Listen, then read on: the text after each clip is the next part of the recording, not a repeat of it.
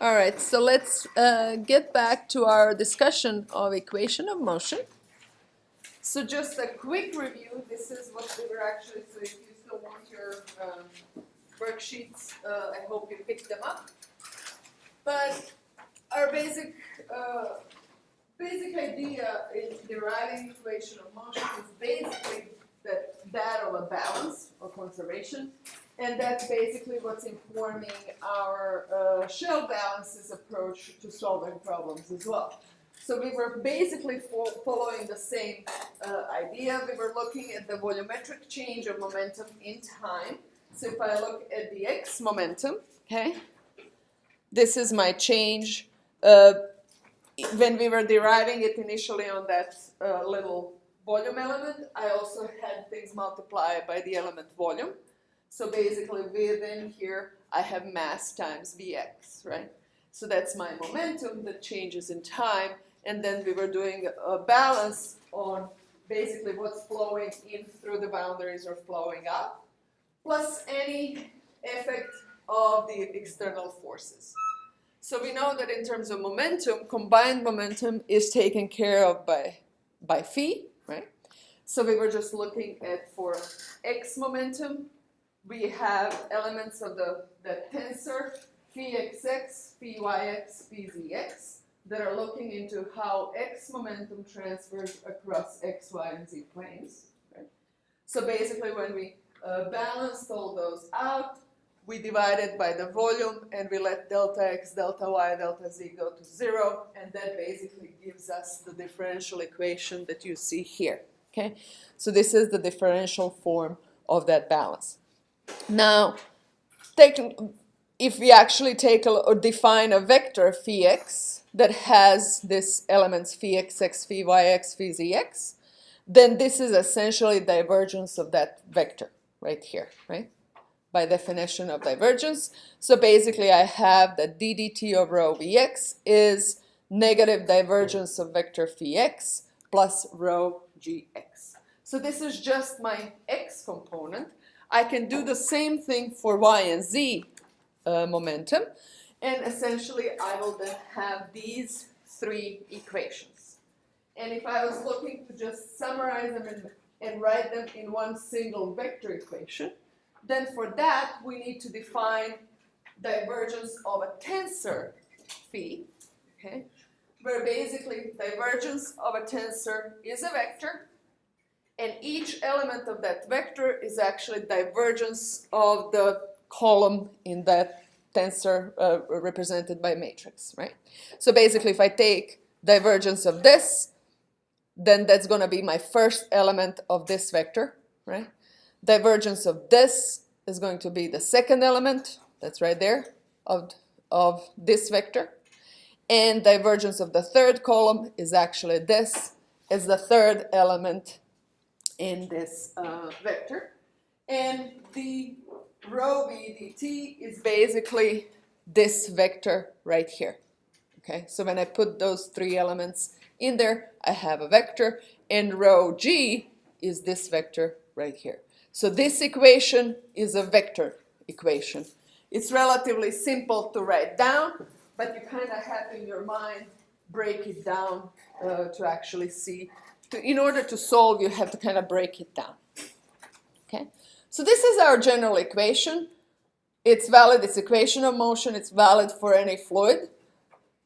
In order to get something that I can solve, I need to see what that phi is and go define the shear stresses and so forth that are specific for this particular fluid. So we will today actually look into doing that, and then we can actually go on and use this equation for solving problems. Now before I do that, I also want to present it to you. So what's this basic Newton law that we actually all learn in terms of motion of any mass and forces acting on it? Yeah, and that is? So F is equal to ma. Okay. So that is basic law that actually is guiding motion in general of solids. Okay. Now it's actually hidden here somewhere as well, believe it or not. Okay, so we will actually first just actually take a look. It's just that fluids are changing a little differently than just a piece of solid is, so I actually have to have more stuff involved here. But actually, when I look at let's say that my rho is not changing, right? Then I would have rho dv dt, which is essentially density times acceleration, right? And then, well, there's some forcing in here, right? And this is an outside force, body force as well, okay? So I have body forces, and I have contact forces, which are taken care of by shear stress, which are deforming my fluid, right? So technically, this is m times acceleration equals to forces, okay? It's a little hidden in there, but that's basically what's governing the motion. But now let's break that down a little further. We've looked into this already. So we looked into last time, what is the divergence of tensor P times identity, okay? So this is my pressure component of the combined stress, and we got that that's actually gradient of P, right? And that's something we are familiar with in the equation of motion for fluids. We know that we actually have gradient of pressure as one of the driving forces. So technically, when I write down what this tensor is, okay, my phi has shear stresses, okay, it has pressure. So there was that P times delta, and I immediately wrote down gradient of P because divergence of this tensor is gradient of P. Is everybody okay with that?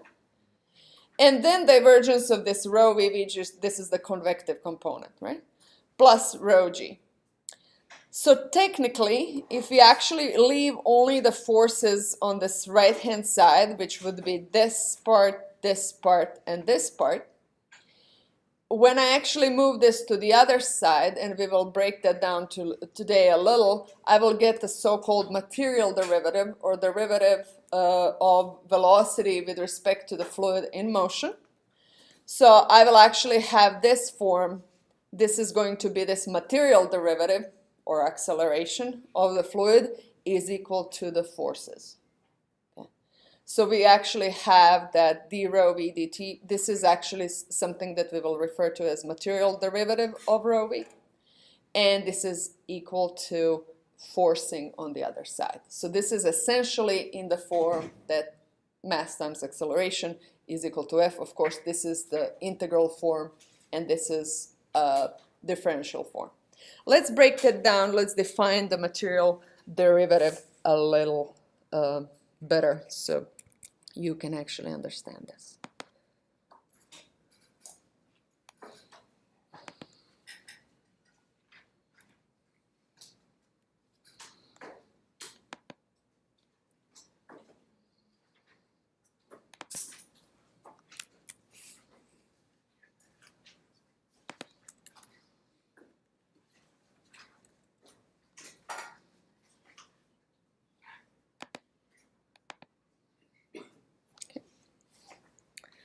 So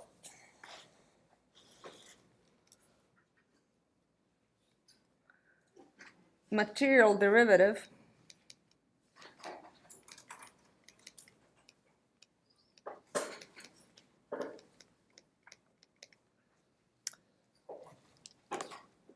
so essentially there is a problem of where is the observer. So the reason why does this equation of motion actually looks rather complex, and right now you're like looking at me all puzzled. Where does she precisely see mass times acceleration equals to force? So it's hidden in there in part because the equation as is written in a static coordinate system. Okay? And the static coordinate system has to account not just for a moving fluid, okay? But when I'm actually looking into my control volume, okay, I have changes within the fluid in that volume, and I also have the fact, there's that convective part, I have the fact that my fluid that I'm looking into is constantly changing, okay? So once we actually account for all of that, we get this complex looking equation, and I have this combined momentum that has a convective component in it. So what would actually happen if I was actually moving with the fluid? Okay? So instead of being in the static system, I'm actually moving with the fluid. Okay? What would I observe? Okay? So we have to actually constantly go back and forth those two things in fluid mechanics, in part because you could actually have measurements that are in the moving system. Okay? So if you have a river, okay, and let's say that you're looking at a river that flows, and you're measuring something in that river, either some sort of temperature measurement or possibly some concentration or some toxin, something of that sort, right? You could actually have a static measurement, as in your measurement system is on the bank of the river, right? And it's dipping itself into the water. Or you could be actually a person on the boat that is measuring something as the boat is going down. Now that boat could also have a velocity that is either the same as the velocity of the river or slightly different. We don't know, right? In all those three cases, we actually have to figure out how do we resolve something that I'm measuring with something that is possibly still big. I might be actually having two measurements, one on the bank of the river and one moving with the river, right? So in both cases, I'm observing the same river, so I have to be able to resolve them and put them in the same coordinate system as necessary. So for that concept, we will actually define material derivative. So we have to recognize, okay,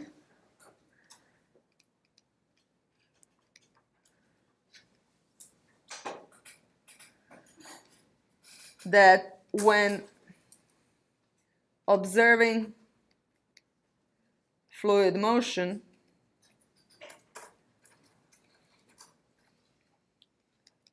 the observer might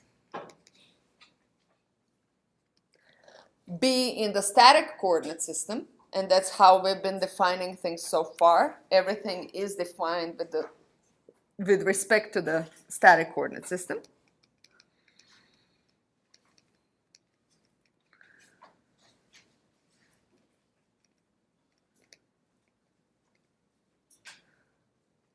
Well, I guess static with respect to Earth. I'm not going outside of the Earth. Okay? Earth is moving in a different system, but we're not going there. I could also move with the same velocity as the fluid.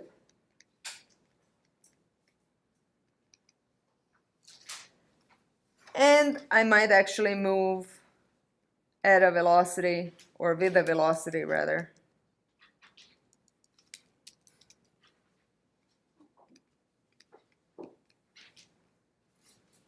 different from that fluid.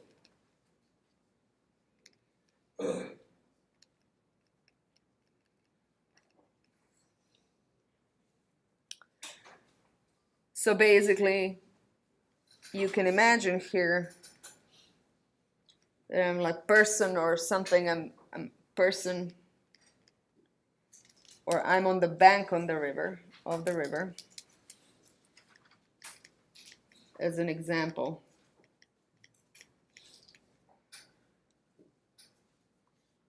Or I'm floating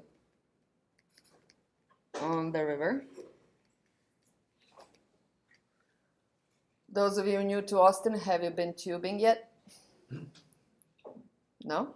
Well, if you were actually measuring something while tubing, other than just drinking beer, then you would be floating with the river and you would be moving with the velocity of the river. I suggest San Marcos is a pretty nice river to do that.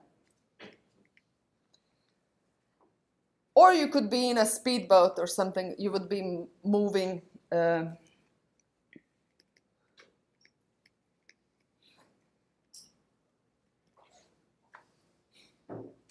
so I might actually have some observation about the river, and I might be doing all three of these, and I wonder how do I reconcile? How do I go from one measurement to another? Okay.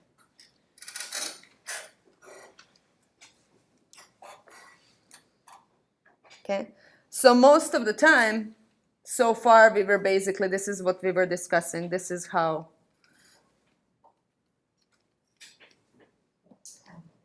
our equations have been expressed so far. We figured out a coordinate system and everything. It has static origin, and basically we actually have everything defined. All right, so now basically if I had, let's say that I'm looking at the time derivative of some observation. So let's say that my f is my observation.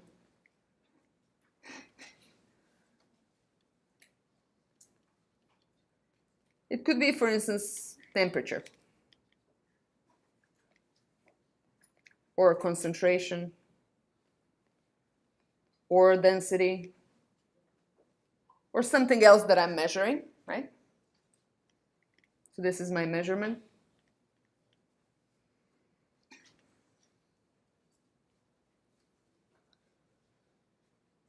Then if I normally when I look within the static coordinate system, I would have, for instance, dt of x, y, z, t, okay? What I'm thinking by this, okay, is my change in time with respect to nothing else changing, right? So this is change in time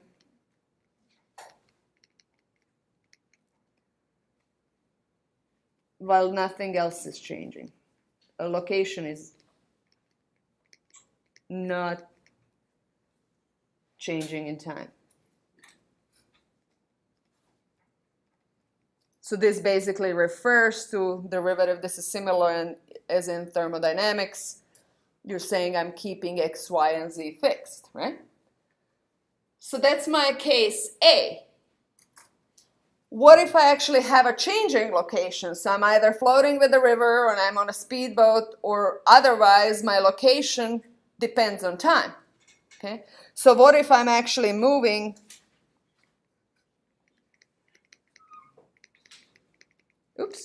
and my location is a function of time as well? Okay?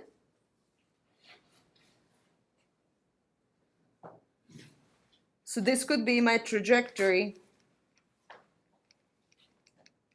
That is the case when observer is moving.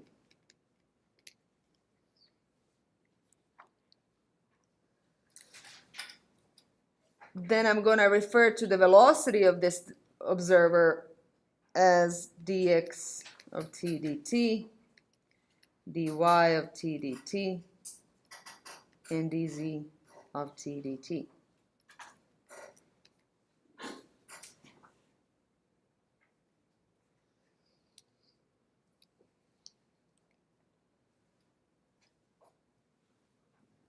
Now I actually have to then take, in that case, so let's say that I'm again doing this derivative here, okay?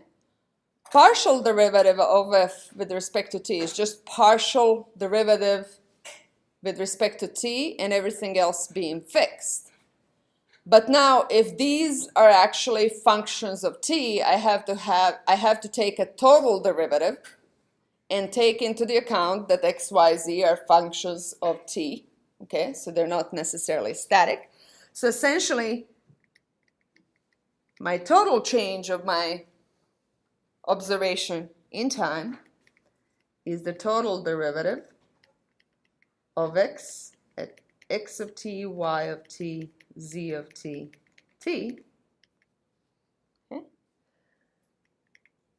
And we know from calculus, in order to take this total derivative, I'm going to take the partial derivative of f with respect to x and then times dx dt, keeping everything fixed, then partial derivative of f, keeping everything else fixed with respect to y, and then times dy dt, and so forth, right?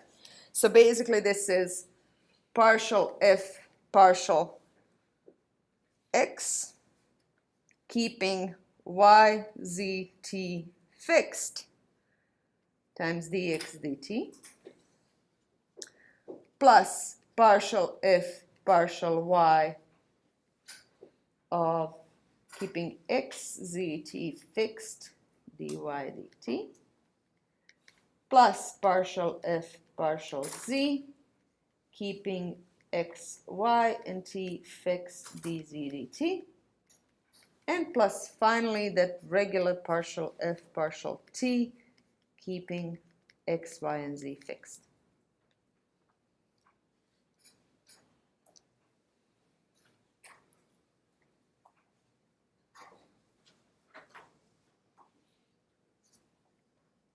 So technically, this is,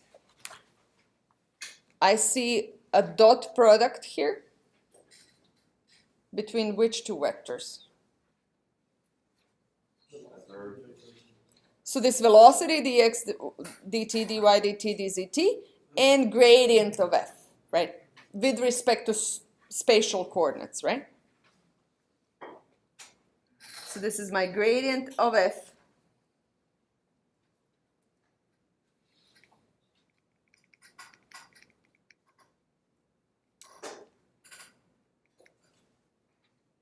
and I'm writing this x, y, z, t fixed within the understanding that I actually have only 3's of them fixed at the same time. Dot v of t plus partial f partial t, keeping x, y, z. Do we agree on this so far?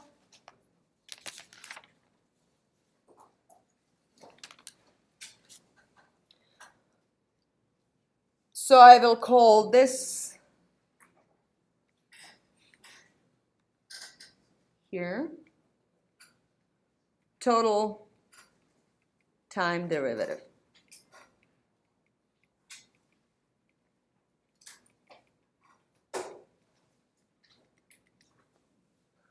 So this total time derivative is inclusive of all of these cases, A, B, and C, right? If I'm in a making a static measurement, right, then my velocity is 0, so this first part disappears anyway, and my total time derivative is the same as the partial derivative with respect to t, right?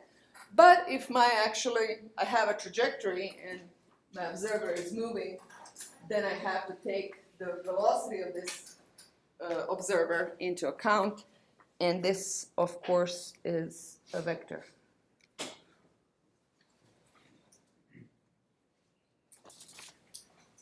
Okay. Now we have still not defined what material derivative is. So material derivative now will be basically a special case of this derivative when my observer is floating with the fluid. So it's moving at the velocity of the fluid. Okay. So, save. May I move away? Did everybody write down? Why do you just make life simple and take the static measurement? Because sometimes I have to have a measurement on a boat. It's not that I have a chance to, right? I have boats operating all the time. That's where my measurements are taken. So for the third case, you'll just add another, so for the third case, when you're going faster than your river or whatever, you just add another vector, right? Just another Plus, vector. you might have actually multiple measurements. You actually want to have a comprehensive measurement. I would put some sort of tracer that flows with and multiple tracers, not just one. If you're taking one static measurement, you're taking one static measurement. For all kinds of practical purposes, it's good to have. Also, I'm motivating this with measurements, but I could have all kinds of flow calculations where I actually have to go back and forth. Okay? So if I'm, for instance, tracers is one good example, right? If I'm placing a tracer, the tracer is moving with the fluid, okay? And I have to be able to reconcile that with everything else.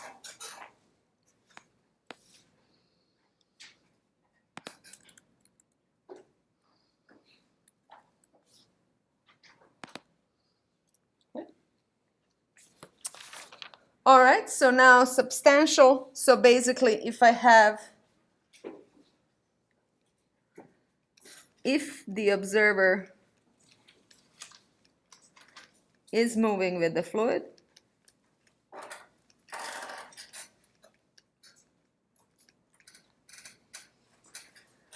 then V of t is basically V.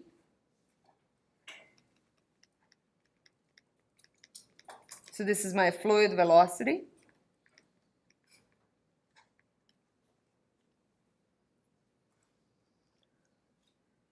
So I'm going to have a special notation for that. df dt is partial f partial t plus, it's not going to be this v of t, but just the regular velocity of fluid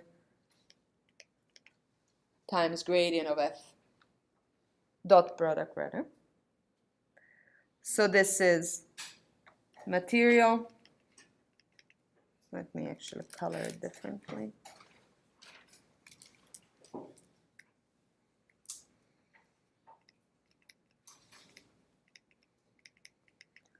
Also known as substantial because it's moving with the substance.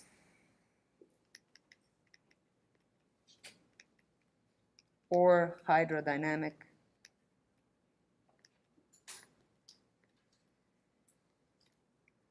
derivative.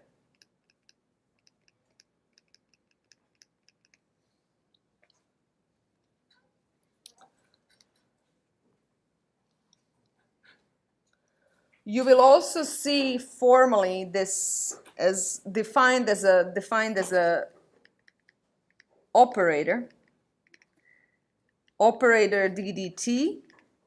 Basically, I'm thinking that it's operating on f is partial derivative operator plus v dot gradient f. So what's meant by that, so basically what you will actually see is this, okay, as an operator. What's meant by that is that you have to have f, and basically this is what it means, this first. This is what this means, okay? So this is just a way to formally write it down.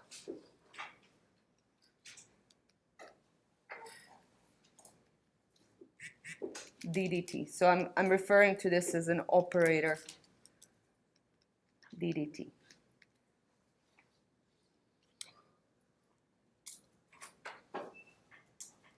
So basically, let's look at, okay, so I have this new lens, okay, and I'm looking at the world, and I could look at it through the static or through the moving coordinate system. Let's just actually look at our continuity equation and see how would it look like in this, through this new lens, okay? So let's consider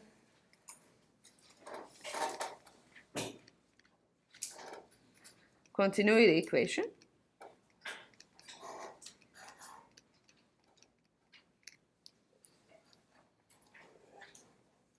So I know that my continuity equation is 0. What is it? What is my continuity equation? d rho dt, as in the regular time derivative of density, is equal to, there must be some divergence. Divergence of what? Divergence of rho v. So whatever is entering through the boundary. Divergence is always stuff that is flowing through the boundary. So basically 0 is equal to, or negative rather, version of it. So when I put it 0 on left hand side and everything else on the right hand side, this is what I have, right?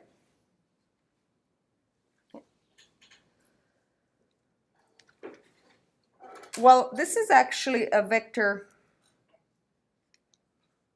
expression, right? So this is a vector, and this is operator on a vector. How do I break this down?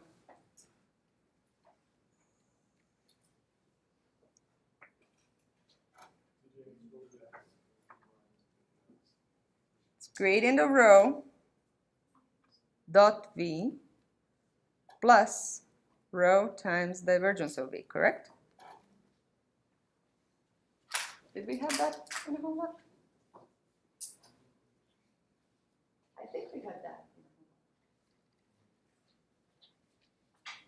If not, that's what you're getting as a homework. Okay? So basically, the way to remember this, you could actually go and write this as a vector and just go and apply the definition of divergence to a vector function, right? And you could fairly easily prove that. But the way to remember it, okay, is, it's just like if I had d dx of f times g, and fg were two scalars, then I would do df times g plus f. Is this correct? Well, kind of do the same here. It's just that your operator is not d dx now, but it's this divergence operator. Now, if formally, this is why this symbol is kind of powerful, I can't do divergence of a scalar function, but I can do gradient of a scalar function, right? So then I do gradient of rho. This is almost like df dx here. And then just I have to dot it with another vector, dot v, okay? Plus, then I leave rho untouched, so that's like leaving this f untouched, times I can do divergence of a vector function, right? And that's a scalar. So this is going to be scalar because it's a scalar product of two vectors. And this is a scalar times scalar, so this will work because divergence of a vector is scalar. Are we all relatively comfortable? Do you have idea how would you prove that this is equal to this? You can always look it up. That's appendix A something, okay? But this one you can actually remember rather well because all you need to remember is this and kind of do whatever is possible with this nabla operator. So if I'm applying nabla to a vector function, I'm going to do divergence. If I'm applying this is called nabla, to a scalar function, I'm going to do a gradient. Okay? So kind of do what you can following this rule. Okay? Makes sense? Mnemonical just like something, how do I remember it? Okay? Now I can actually recognize a material derivative somewhere in there. Can I? What is this? It is material derivative of rho. Rho is now my observation density. Okay? So that's what F was. So this is equal to the rho dt plus rho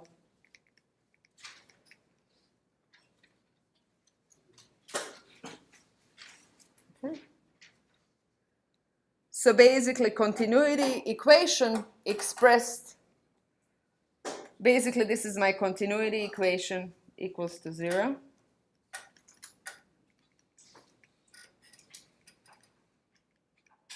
Expressed with using material derivative.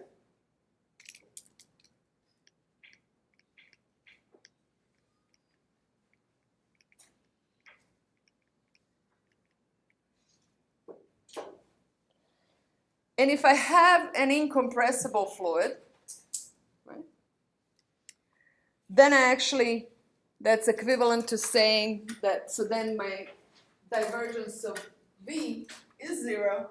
So that's equivalent to saying that material derivative of that fluid is 0 as well. So that's something that I would expect.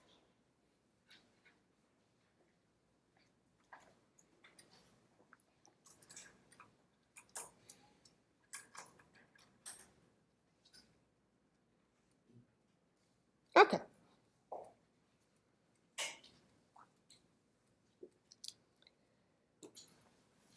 Now, technically, let me see if I'm going to go into.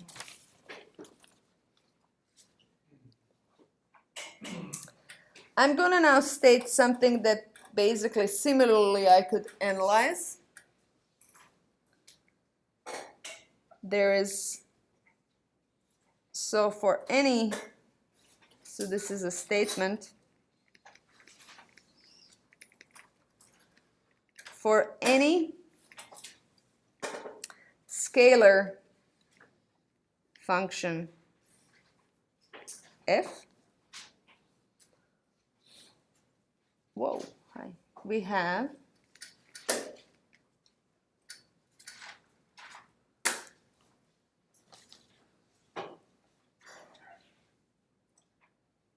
rho times df dt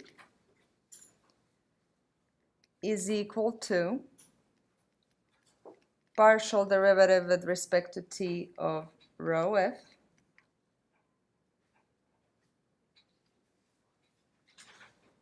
plus divergence of rho vf.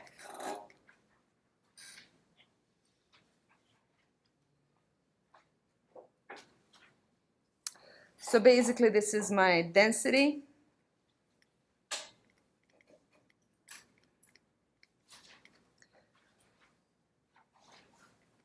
times change of f observed while moving in fluid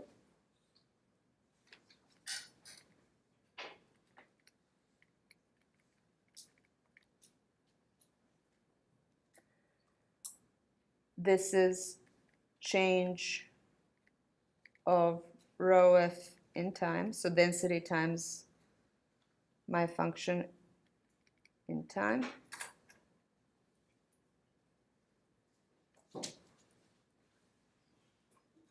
And this is net change, sort of looked at pointwise, but I know that every time I have a divergence, I'm actually kind of looking at a small volume around some point of rho f by convective motion. So basically what's coming in and out of the boundaries of that.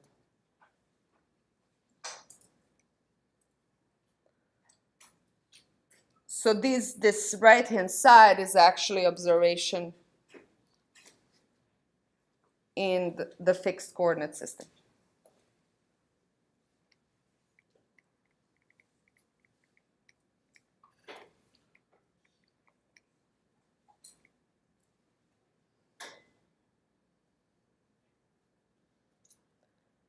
So this is something that you can prove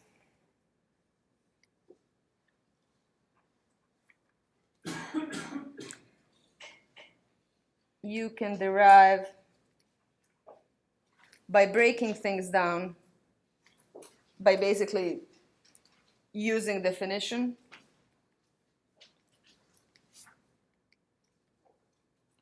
of df dt as well as equation of continuity.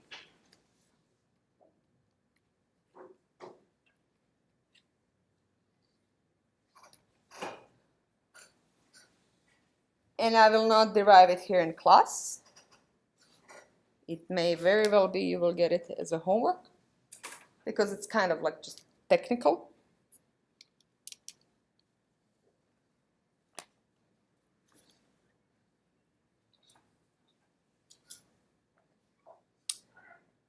I will just state a generalization of the same thing for a vector function. Is everybody done with this?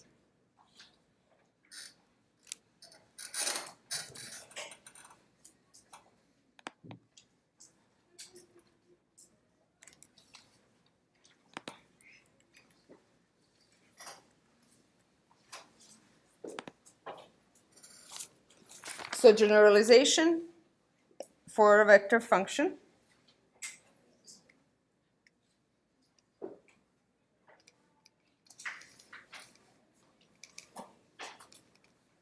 is that rho d f being a vector function, dt, is partial t of rho f plus vf. Now textbook, and I will actually go back and forth with this, textbook tends to put these type of brackets around the vector. Okay, so this is indicates a vector.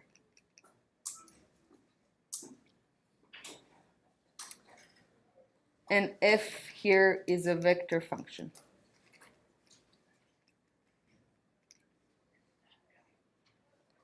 How is that helpful? Well, what do I have in my equation of motion?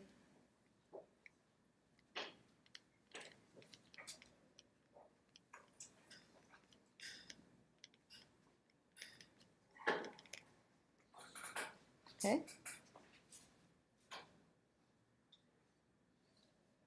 Is we have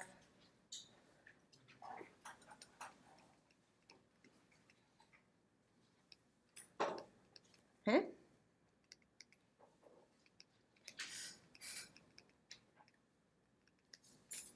This is my most general term.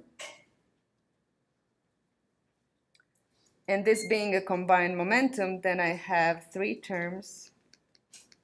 Okay.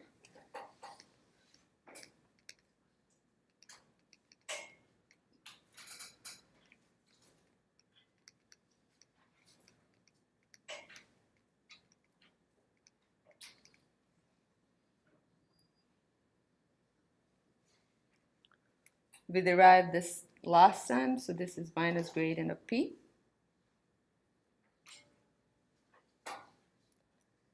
So when I put this term to the other side, I will get that d dt of rho v plus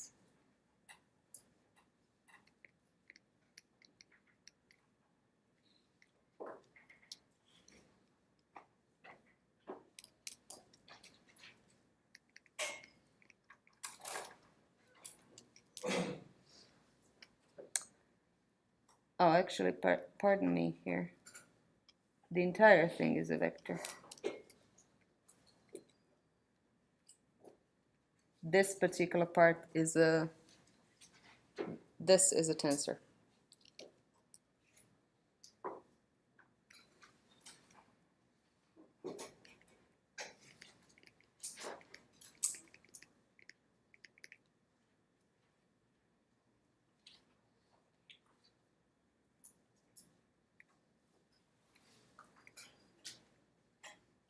What is this?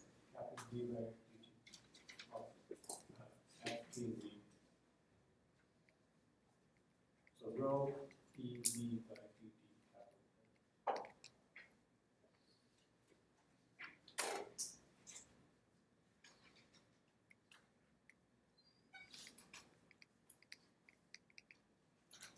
Oops. Minus.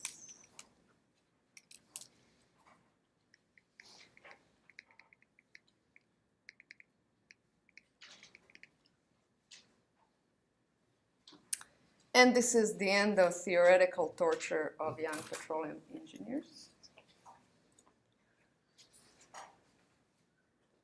So basically, this is the part where I'm saying, aha, this is actually my mass times acceleration. Okay? If I'm actually moving, if I'm moving with the fluid, okay, I will not have that convective part. So it's actually eaten by this material derivative. Okay? If I'm actually making observation while moving with the fluid, I will not need that convective part, rho VV. Remember that part? So that part actually is hiding in here. So this is my mass times acceleration is equal to forces. Which forces? I have gradient of pressure driving the system, any body forces, and these are contact forces through shear stresses, yes. So when you're deriving this, all the density are treating as constant, is that right? When you're deriving all this equations, No. No, it's not a string constant, but it's actually this material derivative. Okay. And I'm just measuring because I'm just measuring, it shows up only here because I'm just measuring it while moving through the fluid. Everything else, all of the other changes. So it's a function of x, y, z, t.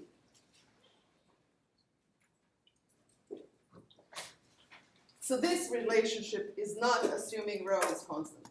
Okay? Otherwise it would just scale up. And I would actually have way simpler relationships when rho is constant.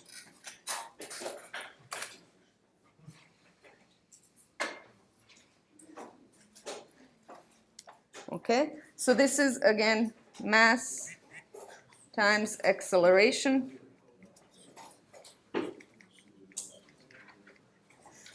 measured while moving with fluid is equal to sum of all forces.